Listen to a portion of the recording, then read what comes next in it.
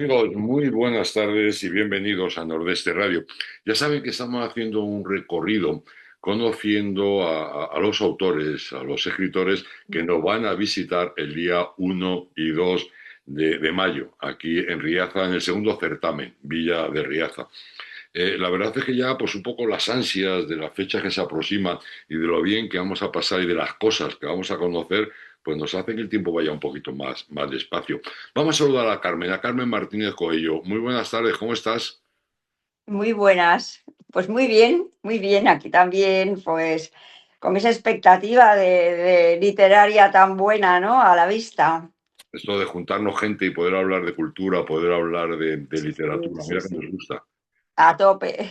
Y cómo pasamos el rato. Oye, déjame que te presente así un poquito por encima, porque si les cuento todo el currículum que tiene Carmen, pues nos falta programa. Mire, es DUE por la Bueno. Universidad de Santiago de Compostela, tiene estudios de antropología. En su narrativa influyen por igual lugares, hechos y el viaje de introspección de los personajes, que es difícil el meterte entre los personajes. Es autora de relatos con tintos autobiográficos, Los Tesoros y el Manual de Instrucciones, es finalista del concurso de relatos La Princesa Cuenta, año 2008, año 2009, seguimos.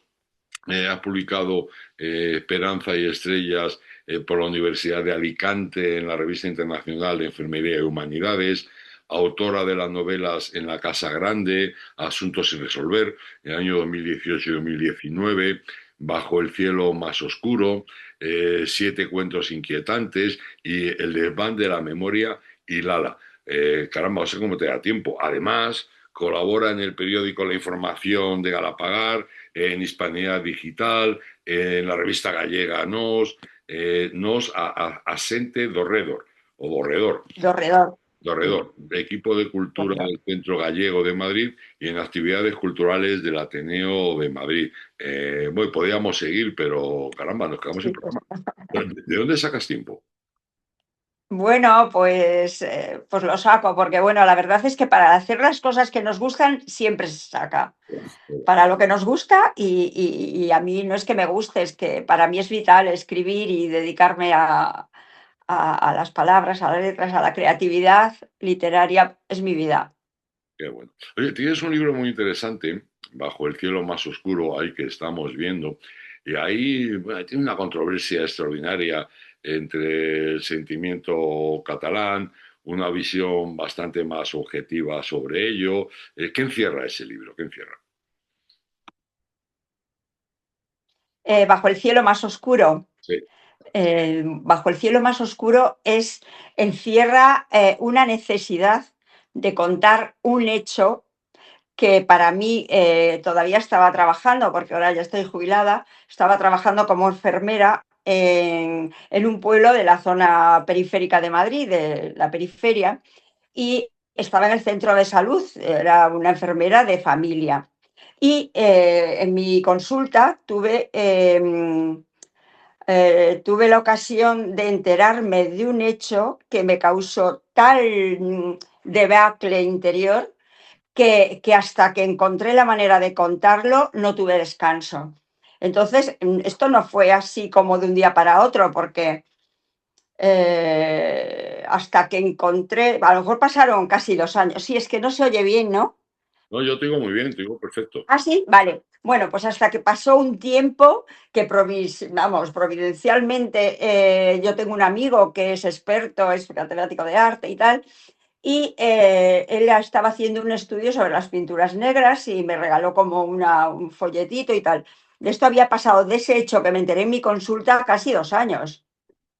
Y él, como me conoce, como paciente mío, amigo y bueno, pues una persona extraordinaria, pues me dijo, te traigo aquí mi guía de las pinturas negras del Prado. Seguro, seguro que tú haces una historia de esto. Entonces, pues bueno, yo me quedé así como bueno, pues que yo, bueno, todo lo que me aconseja Javier, este amigo, este señor, este paciente, para mí es oro, porque vamos, siempre son unas conversaciones, bueno, es un sabio. Y entonces, pues bueno, tampoco fue inmediatamente, pero bueno, ese verano visité el Prado. Oh, oye. Carmen. Bueno, estaban ahí, pero entré a la sala 67. ¿eh? Sí, Entré a la sala 67 y visité las pinturas negras. Entonces, ante la aquelarre, en la sala 67, que están las 15 pinturas, yo tuve la sensación de que Goya la había pintado para, como exclusivamente para mí. Entonces, yo ahí, ante la aquelarre, tuve la clave para poder contar la historia. no, pero Entonces, a partir de ahí, así fue, así fue. Ante la aquelarre yo tuve ya el hilo conductor, con Goya, con esa pintura en concreto, con todas las pinturas, todo el proceso que le llevó a pintarla, su vida, pues ahí me dio la clave para poder contar la historia, con lo cual para mí supuso, bueno, esto no fue tan, pues efectivamente un proceso literario arduo, que me llevó tiempo, pero que para mí fue una liberación. Claro, esta paciente que me lo contó, totalmente ajena al impacto que me había causado, porque, claro, esto, la protección de datos y todas esas cosas, yo además, yo me enteré en la consulta, pero esta paciente vino por otro motivo, pero al leer la historia, que tenemos todos los datos, la historia del paciente, yo me enteré de ese hecho. Entonces, pues tenía un montón de datos que no los podía contar, pero yo me arreglé para poder montar una ficción apoyada en ese hecho real y entonces, sobre todo por el impacto, porque yo estuve una temporada con ese tema dentro vamos, me producía como una zozobra, una angustia horrorosa. Entonces, pues empecé a pensar en cómo hacerlo, el hilo ya lo tenía, pero claro, tenía que llevar una trama, llevármela de Madrid, me la llevé al País Vasco, creé una historia de intriga, me la llevé al País Vasco, pero a los tiempos de ETA, en la historia de la banda ETA, para que enredar en el enredo de la historia fuese como, no sé, hay que leerlo porque es como una novela policíaca, que es un asunto que tenía que resolver y contarlo, pero de manera como se hace la ficción, ¿no? En esa delgada línea que se cabalga la realidad y la ficción. Y bueno, lo pude elaborar, además, pues con esas conexiones con las pinturas, con la época de Goya, y sobre todo, ahí hay en la novela hay algo que tampoco se puede negar, es una evidencia total entre ETA, la política y la religión en el País Vasco, totalmente unido. Entonces, pues, pero a ver, porque me está entrando aquí. Y creo que eso se plasma muy bien en la novela, porque yo tenía que distraer también al lector, crear una trama con una angustia grande incluida, porque ese suceso del que yo me enteré era un dato dentro de la iglesia, o sea, un suceso tremendo, por desgracia muy actual y vigente, porque es un acoso y violación de una novicia prácticamente, pero un hecho real, pero yo no podía, no, tenía que crear otra historia para poder contarlo. de todas Entonces ha sido tremendo, tremendo, pero yo vamos, vamos, reparador, sobre todo para mí, porque esa persona, eso no sabe esta historia. formas, Y es- bueno, lo sabe porque la sufrió, pero está ajeno a todo esto. supongo que investigar sobre Goya, que yo creo que su vida ya es una novela.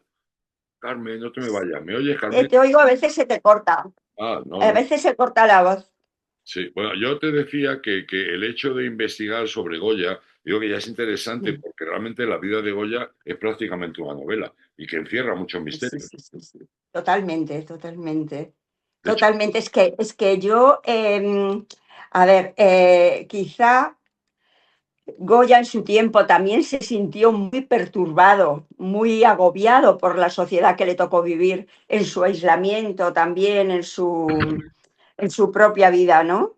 Entonces, pues yo ahí tuve una comunión muy importante con su vida, investigué un montón y, y fue bárbaro porque además este personaje, el personaje, la protagonista, se llama Blanca y Blanca es una enfermera de un centro de salud.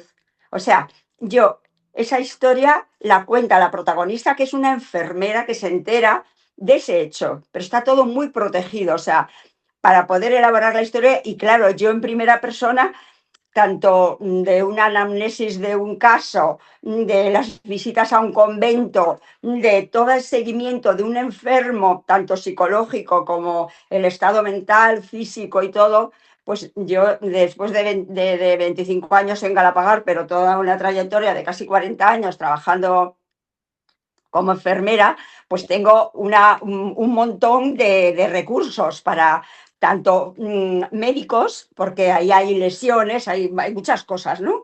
Y bueno, es una trama que cabalga entre la novela policíaca y la novela negra, porque claro, la novela policíaca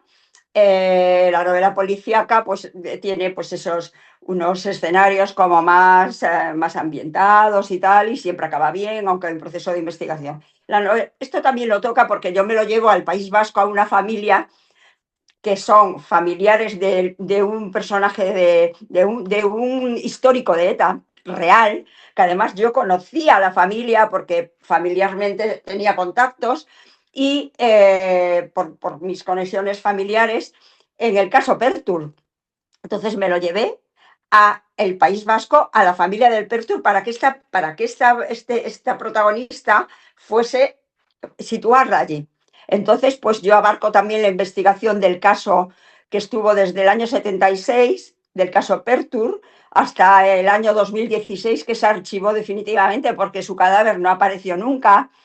O sea, que yo me meto también en todo ese nacionalismo vasco, en la banda armada ETA, o sea, yo cuento así muchas cosas ahora, pero está todo como muy entremezclado. Y decía que también es novela negra, pues porque hay esa parte, el lumpen, esa parte oscura también de la sociedad, ¿no? Cuando hay un suceso y cuando hay una investigación, pues tiene esa parte también, porque tiene bajos fondos, tiene mucha trayectoria de ese estilo. Sí, realmente la época lo merece. Madre mía, qué años más duros. Y para mí, de todas formas, y he de reconocer que no he podido, no me ha dado tiempo todavía a poder leer Bajo el cielo más oscuro y me apetece mucho leerlo. Además, insisto, el cómo entroncas el Museo del Prado, cómo entroncas a Goya con Sí, la situación de los asesinos vascos de ETA, la verdad es que sí, merece, sí, sí, sí, sí, sí, sí. merece mucho, merece mucho. Oye, vamos a seguir, porque ya saben que el día 1 y 2 vamos a poder hablar con Carmen y además también hablar de sus libros, incluso verlos, disfrutarlo y hasta comprarlos. Y tenemos otra novela, la de Lala. Lala es una novela distinta, totalmente distinta. Totalmente distinta. ¿Qué le fue? Lala, ayer precisamente tuve otra presentación, porque ya llevo cuatro, la presenté en el Retiro, en el Ateneo, en la Biblioteca de Galapagar, que es el pueblo donde yo estuve trabajando y es mi pueblo de adopción. O sea, yo tengo un vínculo con Galapagar impresionante. O sea, para mí es como, soy gallega, tengo ese cordón umbilical que me une irrompible, pero claro, fueron muchos años trabajando en Galapagar y yo toda mi vida he transcurrido entre Galapagar y Pueblo donde vivo, en maravilloso. Majadahonda. Tengo grandes amigos en Galapagar. Increíble, increíble.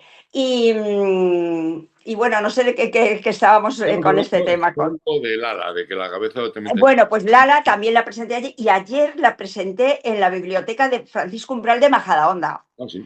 Fue la cuarta presentación y fue también un disfrute total porque Lala es una novela que es una visión íntima de un núcleo familiar, es una visión como también muy con tintes autobiográficos, pero tampoco porque es una historia de historias, Vale. donde también se desencadena el hecho principal con un suceso inesperado y el hilo conductor es esa familia, ¿no? Esa historia de historias, una conexión intergeneracional tremenda, porque el protagonista es un chico, un joven de 28 años. Fallece su abuela. Es el narrador, el narrador. O sea, que para mí supuso un reto también, porque porque claro, era su manera de pensar. Por eso yo en mis personajes hago una introspección que no me cuesta nada, porque siempre los personajes hablan, pero actúan, piensan, pero yo ese viaje interior lo hago siempre, pero yo creo que es natural, no me cuesta, o sea, me tengo que meter a fondo y reflexionar por qué hacen las cosas. Cada uno tiene ese mundo interior. Entonces, pues la novela pues es una novela también necesaria, porque Lala es abuela en gallego. Sí, Entonces, es una comunicación entre una abuela, entre ese nieto que es el protagonista, esa abuela, ¿no? Que existe, que hace esa conexión de ese hilo intergeneracional, pero luego también aparece una trama también de investigación de muchas cosas. Y entonces ese nieto, pues es como el cartucho de su abuela, ¿no? Que es el que ella escribe y también le transmite su proceso, cómo tiene que hacer ese proceso creativo, esa formación de, bueno, muchas cosas, o sea, cuenta muchas cosas, pero es muy interesante. quizás Y sobre también, sí, este protagonista tuyo también se enfrenta a algo que quizás nos cuesta un poco a todos, que es entender la sí. muerte, entender el que alguien se vaya. Sí, bueno, es que la novela, aunque parezca así, los dos temas más cruciales son el acoso, un acoso general, ¿no? Que a veces no se, que a veces no se identifica, pero que existe. Hay un acoso psicológico y acoso, pero en todas las vidas de todos los personajes que van apareciendo en las historias, ¿no? Y luego también es muy subliminal a veces, muy apoyo psicológico, ese acoso psicológico. Y luego la muerte. Yo la muerte aquí la trato como algo esperanzador. O sea, la muerte yo he convivido con ella muchísimo, claro, con mi trabajo de enfermera. Entonces yo tengo como una relación con ella pues, pues muy distinta a lo mejor a lo que puede tener la gente que le tiene miedo, que le tiene tal. Yo la he vivido siempre como muy de tú a tú, ya desde cuando estudiaba, que se me murió la primera persona, la primera paciente, que estábamos solas en una habitación, pues no estaba la familia con ella y se murió y sentí una paz allí en aquella habitación, en un silencio increíble, una paz y solo no sé cómo se llamaba Isabel, Isabel, vete tranquila, todo está bien. Y un silencio a continuación estremecedor, pero que me hizo sentir una paz increíble. Entonces a mí me transmite las muertes, siempre que sean muertes, La tía, a ver, de una forma, sí. naturales, después es un tránsito después de una vida vivida y una muerte a su tiempo, no una muerte traumática ni otro tipo de muerte, que eso es un duelo muy distinto. Eso es otra situación. Pero una muerte de un ser querido, por ejemplo, yo creo que tenemos que tenerlo como sin obsesionarnos y sin verlo como algo dramático, sino como algo inevitable, algo que está siempre ahí y bueno, que tenemos sobre todo, que somos capaces, porque estamos capacitados para, para fabricar herramientas que nos ayuden a superarlo. O sea, ver en todo hay algo positivo, ¿no? Por una persona que está ya, lleva, pues llega a su límite en la materia, llega a sus sufrimientos, a sus achaques. Nadie quiere a un ser querido que esté verlo sufrir. Entonces, pues yo ahí hablo de una muerte, la novela se desencadena, o sea, comienza con un suceso inesperado de una muerte. Y esa muerte es la que a mí me gustaría tener. O sea, esa muerte que te mueres durmiendo con un libro en la mano. Es que eso es una maravilla. Como te- Entonces, claro, pero para los que se lo encuentran es más complicado. Ya vamos terminando, pero déjame te haga una pregunta, porque aquí aparece, estamos hablando de la muerte, estamos hablando de la abuela, estamos hablando del nieto, que es muy interesante, y aparece un personaje realmente interesante que ya es habitual, que es el Fetiche, comisario fetiche. Ferrobello. ¿Qué Robello, sí, es el comisario Ferrobello en todo esto? sí. Bueno, el comisario Ferrabello está en todas mis novelas. Es como, siempre me dicen mis hijos y tal, los lectores, como si fuera mi alter ego. Mi alter ego es masculino, o sea, todos tenemos ahí el ideal, o sea, el personaje, el hombre, que nos gustaría, honesto por encima de todo, cabal, ayudando, o sea, un padre, bueno, padre, amante, marido, o sea, un personaje además con unas capacidades bestiales. Está en todas las novelas desde el principio. Y aquí, tratándose de un joven protagonista, donde los jóvenes hoy en día manejan las tecnologías, manejan pues el metaverso y todas esas cosas, pues Carmen, no te vayas ahora. también. O sea, aparece para ayudar a Javier, que es el protagonista, y aparece también un poco a ese nivel. O sea, que también toco también ahí ese tema Que, de la inteligencia artificial, uf, bueno, eso para un nosotros montón de cosas. casi es ciencia ficción. Carmen, ha Sí. sido un placer haber charlado contigo. Le recuerdo que Carmen estará por aquí por Riaza el día 1 y 2 de mayo en el segundo certamen literario Villa de Riaza y que nos vamos a pasar muy bien. Vamos a Lo comer algo. vamos a pasar bárbaro. Yo tengo muchas ganas. Hoy ya queda poquito. Carmen Martínez Coello, Muy bien. gracias. Supongo que tus libros se pueden encontrar en cualquier librería, en Amazon, Sí, sin ningún problema, ¿verdad? sí, sí, sin ningún problema. Sin ningún problema. Hola, Carmen Martínez, Muchísimas, que merece la pena. Muchísimas gracias, Carmen. muchísimas gracias a ti, Ezequiel. Hasta luego. Hasta luego. Encantada.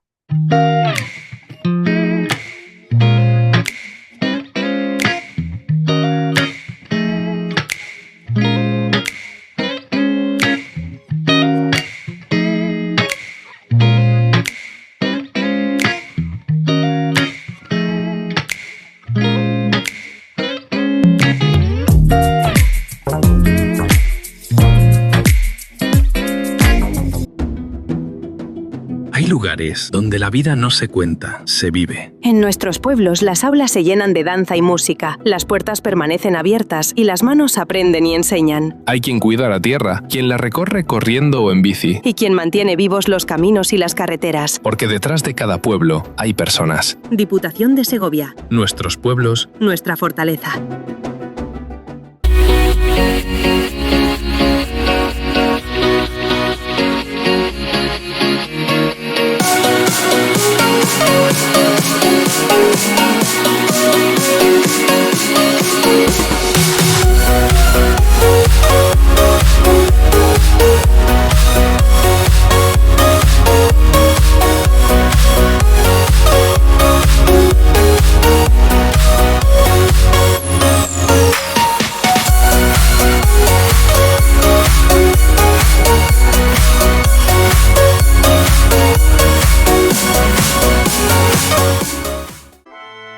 Perdona, ¿tú quién eres? Javier, gestor de ceremonias. Vengo a casarme contigo. ¿Qué? ¿Y Carlos, mi novio? Carlos no asiste a ceremonias. Es el procedimiento. Absurdo, ¿verdad? Así firma la mayoría su hipoteca, con un desconocido. En Eurocaja Rural, tu director te escucha, adapta tu hipoteca, te lo explica todo y te acompaña a la firma. Más información en eurocajarural.es. Eurocaja Rural, la hipoteca que tú quieres. Riaza es patrimonio. Es cultura. Es gastronomía. Es deporte, es naturaleza. Riaza es vida.